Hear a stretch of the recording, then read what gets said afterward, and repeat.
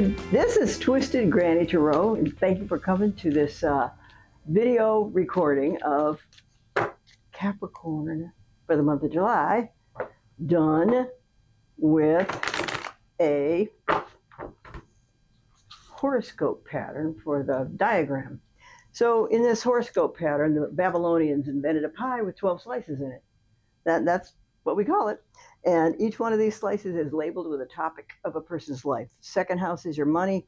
Fourth house is your home. Fifth house is romance and creativity. So we get a window into each one of those departments of your life.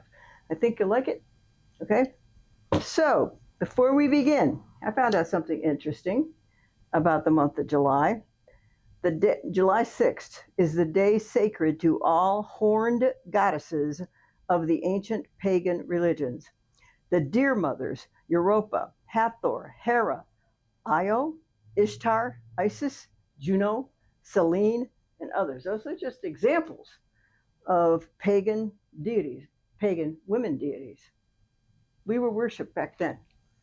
We're not just fancy cows back then. No. Okay.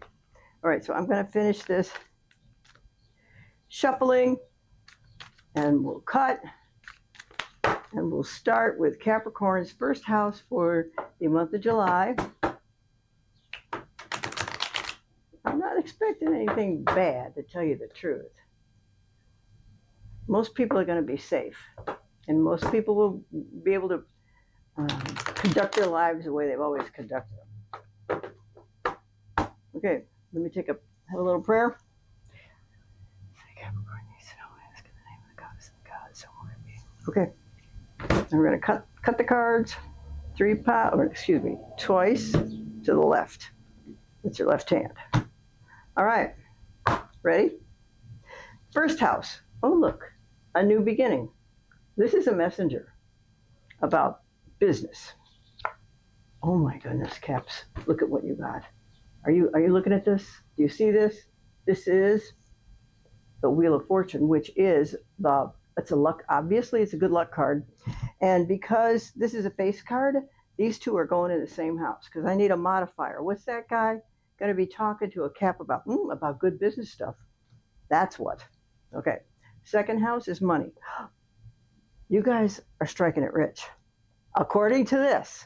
Or B, if you were sort of prepared for the current economic situation, you're still alive. Okay, you're still floating along, you're still making money, business is still chugging along, and you haven't suffered yet. I don't know if you will. You might not. Okay, third house is communicate. Caps. I'm pretty sure you guys don't like to admit this, especially the men, but y'all are having incredibly correct psychic impressions. You have incredible intuition. You have the uncanny ability to read people's minds. You can pretty much look at them and know what they are thinking. So do not discredit that sneaking suspicion that you might have about a situation or a person, because this is A, your warning, or B, your indication that good stuff is going to follow. So make sure you make the right decisions with regard to these situations that are lining up. Okay? Fourth house is your home. Now, you love your home. Will you look at that? Most Caps do. It's where peace and kindness and love live. And here's your lovely wife. And you want to make more. If you're a woman, you want to make your husband happy. You just want to live a peaceful life in admiration of each other. Okay? Now, fifth house, is romance and creativity. So, this particular person is fighting off a group of people. This is the Capricorn. He's on the top side of the ditch, on the upper side of the levee, let's call it. He's on the levee. These people are down below the levee, almost in the water, if it were a levee. And he is fighting off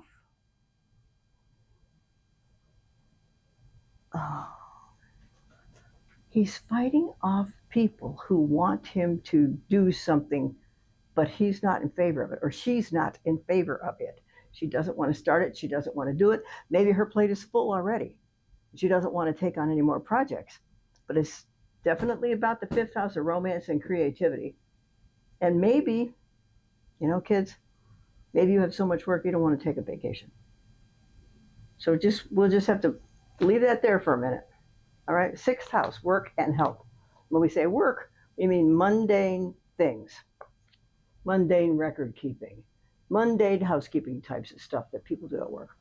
And it's also a health card, and how is your regular daily health, and are you taking care of yourself?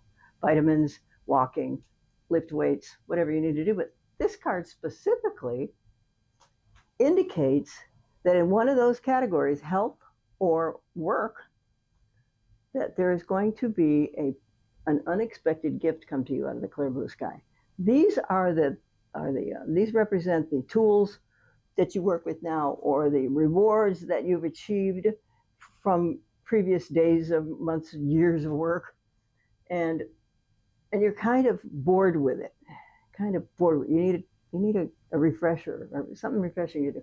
So this is a cup coming out of the clear blue sky for you. So this could be a promotion, this could be money, this could be a good idea. Your boss wants you to try to get something off the ground because you're the most valuable candidate, or the most likely candidate to be able to pull it off.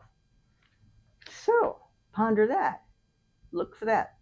Now remember, card readers are not necessarily the best people to consult about when an X is going to occur, because we're not in charge of timing. Who is in charge of timing? Your ancestors on the other side. So if you're talking to people in your prayers, make sure you're talking to your grandmother, grandfather, aunt, uncle, whoever loved you up there, because they're going to help you get what you want. So tell them what you want. Okay, now what we got? That was 6. 7th house is marriage partnerships and business partnerships. Oh, what is this? Let me see what else we got. Well, okay. This looks like a happy card to me. And it is opposite your 1st house, which is good luck and good news about business. And this one is about marriage, partnerships, and business. So I'm going to say that this card looks like there are good things going on in your marriage, and they're just going to get better. Okay? So there might be, in other words, okay, you and your spouse may be on the same wavelength when it comes to a particular topic and how to make money. And this is where you come together to make decisions about that topic so you can maximize your profit and actually maximize the joy. Because the fun is good, and all work and no play makes Jack a dull boy, okay? All right, that's your 7th house. Good for y'all. 8th house, money from other people. Now, money from other people means bonus checks, income tax checks, insurance checks, and what do you call them checks? Inheritance checks, insurance checks, lawsuit checks, those kinds of. So this is self-surrender to higher wisdom. So I'm going to say that at this moment in time, money from other people is kind of far off in the future, because these things that are in front of us today indicate that your financial success is going to continue.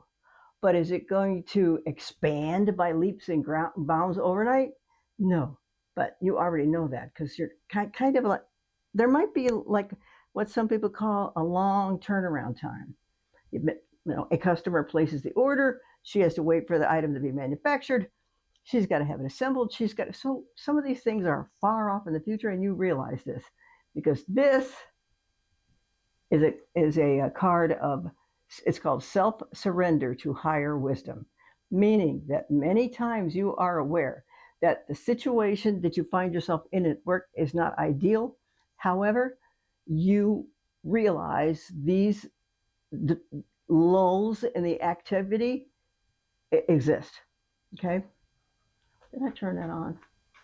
Maybe I didn't. Okay, so we are going to realize that the enhancements and bonus money or recognition that you expect to get from a project you're having good luck with is going to take longer than you thought. Okay, it's just going to take longer than you thought. Okay, 7, 8, ninth house is philosophy, religion, higher education, and long distance travel. Now, these two people like each other. So you are probably have a person in mind that you would like to go on a vacation with. Let's pretend it's your wife or your husband, okay? And you want to go to the same place because you're good company for each other, and you you play nice. You play nice and kind and polite, and because these two people like each other, and they want to continue their liking. They want to continue their relationship.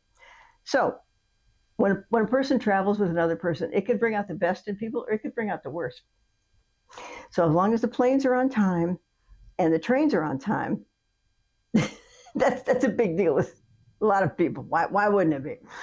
Um, so, but so you're in agreement. You're even in agreement on what choices there are for you to visit.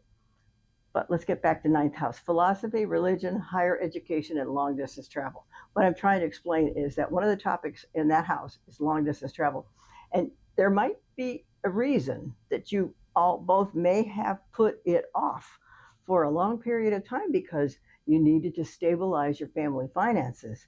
And now you may feel more inclined to explore travel. Number two, there might have been a time when you were curious about your own spirituality, and you were willing to explore it, but you didn't have enough time. So as people get older, they can have more free time built up. And if you all would like to participate in that kind of exploration, you can, and you'll be happy doing it. Philosophy, religion, higher education, and long distance. So, and B, if you what's higher education? It could be a, a clay class done at the local adult education location. Adult education location. So look for that. New ways to enjoy yourself, because are ways that you've always wanted to do but have never had the opportunity or the time to explore. Because I think it's going to come up closer on your top 10 list than it might have ever been. 10th house is your career. Well, you know what? This guy is paying out money. So that might mean that you keep track of the hourly rates of your employees. It might mean that you also keep track of bonuses they may be entitled to if they meet certain criteria. Okay? So, and those might be your jobs at work. And oh, you may have to set the budget for projects, some projects that are coming up on your list, so to speak. And you're not begrudging anybody any of this money. You have to pay something to get something. So now, 1, 2, 3. This is not a bona fide guarantee of outrageous success, but it says you're moving along one day at a time, one step at a time. Okay? 11th house is friends from previous employers and long-term plans. Well, you know what?